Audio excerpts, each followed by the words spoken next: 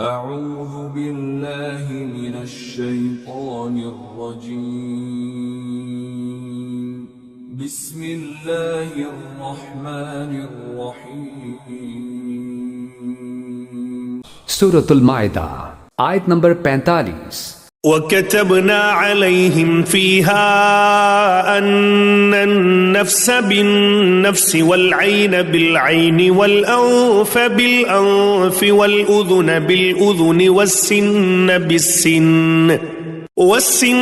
بِالسِّنِّ وَالْجُرُوحَ قِصَاصٌ فمن تصدق به فهو كفارة له ومن لم يحكم بما أنزل الله فأولئك هم الظالمون۔ ترجمہ، اور ہم نے اس تورات میں ان کے لیے یہ حکم لکھ دیا تھا کہ جان کے بدلے جان، آنکھ کے بدلے آنکھ، ناک کے بدلے ناک، کان کے بدلے کان، دانت کے بدلے دانت، اور زخموں کا بھی اسی طرح بدلہ لیا جائے۔ ہاں، جو شخص اس بدلے کو معاف کر دے تو یہ اس کے لیے گناہوں کا کفارہ ہو جائے گا، اور جو لوگ اللہ کے نازل کیے ہوئے حکم کے مطابق فیصلہ نہ کریں وہ لوگ ظالم ہیں۔ تفسیر۔ دوسرا واقعہ ان آیات کے پس منظر میں یہ ہے کہ مدینہ منورہ میں یہودیوں کے دو قبیلے آباد تھے، ایک بنو قریظہ اور دوسرے بنو نذیر۔ بنو نذیر کے لوگ مالدار تھے اور بنو قریظہ کے لوگ مالی اعتبار سے ان کے مقابلے میں کمزور تھے۔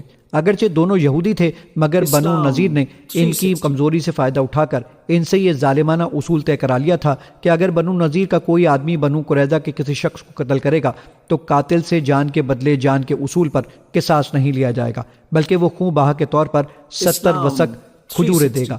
وسق ایک پیمانہ تھا جو تقریباً 5 من سیر کا ہوتا تھا، اور اگر بنو قریظہ کو کوئی آدمی بنو نذیر کے کسی شخص کو قتل کرے گا تو نہ صرف یہ کہ قاتل قصاص میں قتل کیا جائے گا بلکہ خون بہا بھی لیا جائے گا، اور وہ بھی دگنا۔ جب حضرت صلی اللہ علیہ وسلم مدینہ منورہ تشریف لائے تو ایک واقعہ ایسا پیش آیا کہ قریظہ کے کسی شخص نے بنو نذیر کے ایک آدمی کو قتل کر دیا۔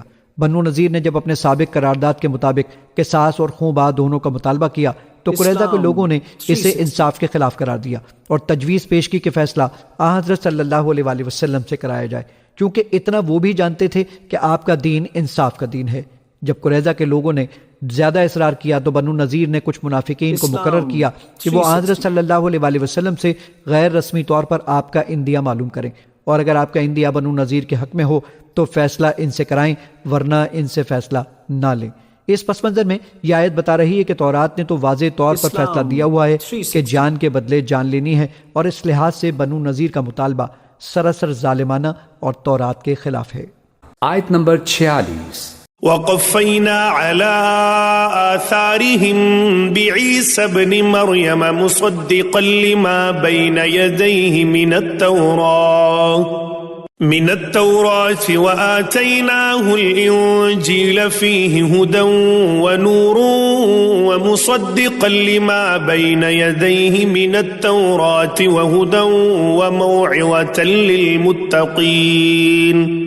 ترجمہ، اور ہم نے ان پیغمبروں کے بعد عیسیٰ ابن مریم کو اپنے سے پہلی کتاب یعنی تورات کی تصدیق کرنے والا بنا کر بھیجا، اور ہم نے ان کو انجیل عطا کی جس میں ہدایت تھی اور نور تھا، اور جو اپنے سے پہلی کتاب یعنی تورات کی تصدیق کرنے والی اور متقیوں کے لیے سراپا ہدایت و نصیحت بن کر آئی تھی۔ تفسیر۔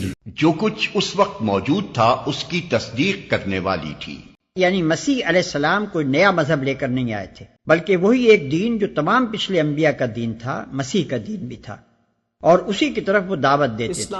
تورات کی اصل تعلیمات میں سے جو کچھ ان کے زمانے میں محفوظ تھا اس کو مسیح خود بھی مانتے تھے، اور انجیل بھی اس کی تصدیق کرتی تھی۔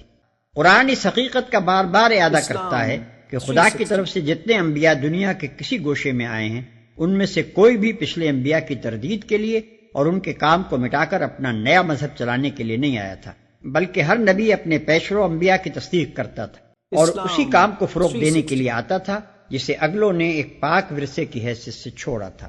اسی طرح اللہ تعالیٰ نے اپنی کوئی کتاب اپنی ہی پچھلی کتابوں کی تردید کرنے کے لیے کبھی نہیں بھیجی، بلکہ اس کی ہر کتاب پہلے آئی ہوئی کتابوں کی مؤید اور مصدق تھی۔ آیت نمبر 47۔ وَلْيَحْكُمْ أَهْلُ الْإِنْجِيلِ بِمَا أنزل الله فيه ومن لم يحكم بما أنزل الله فأولئك هم الفاسقون. ترجمہ. اور انجیل والوں کو چاہیے کہ اللہ نے اس میں جو کچھ نازل کیا ہے اس کے مطابق فیصلہ کریں، اور جو لوگ اللہ کے نازل کیے ہوئے حکم کے مطابق فیصلہ نہ کریں وہ لوگ فاسق ہیں. تفسیر. یہاں اللہ تعالیٰ نے ان لوگوں کے حق میں جو خدا کے نازل کردہ قانون کے مطابق فیصلہ نہ کریں 3 حکم ثابت کیے ہیں. ایک یہ کہ وہ کافر ہیں، دوسرے یہ کہ وہ ظالم ہیں، تیسرے یہ کہ وہ فاسق ہیں. اس کا صاف مطلب یہ ہے کہ جو انسان خدا کے حکم اور اس کے نازل کردہ قانون کو چھوڑ کر اپنے یا دوسرے انسانوں کے بنائے ہوئے قوانین پر فیصلہ کرتا ہے وہ دراصل 3 بڑے جرائم کا ارتکاب کرتا ہے. اولاً اس کا یہ فعل حکم خداوندی کے انکار کا ہم مانی ہے اور یہ کفر ہے. ثانیاً اس کا یہ فعل عدل و انصاف کے خلاف ہے، کیونکہ ٹھیک عدل کے مطابق جو حکم ہو سکتا تھا وہ تو خدا نے دے دیا تھا، اس لیے جب خدا کے حکم سے ہٹ کر اس نے فیصلہ کیا تو ظلم کیا. تیسرے یہ کہ بندہ ہونے کے باوجود جب اس نے اپنے مالک کے قانون سے منحرف ہو کر اپنا یا کسی دوسرے کا قانون نافذ کیا تو در حقیقت بندگی و اطاعت کے دائرے سے باہر قدم نکالا، اور یہی فسق.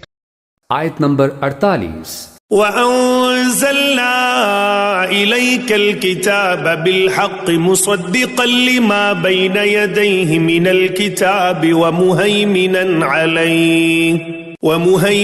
عليه فاحكم بينهم بما أنزل الله ولا تتبع أهواءهم عما جاءك من الحق لكل جعلنا منكم شرعة ومنهاجا ولو شاء الله لجعلكم أمة واحدة ولكن ليبلوكم فيما آتاكم فاستبقوا الخيرات إلى الله مرجعكم جميعا فينبئكم بما كنتم فيه تختلفون.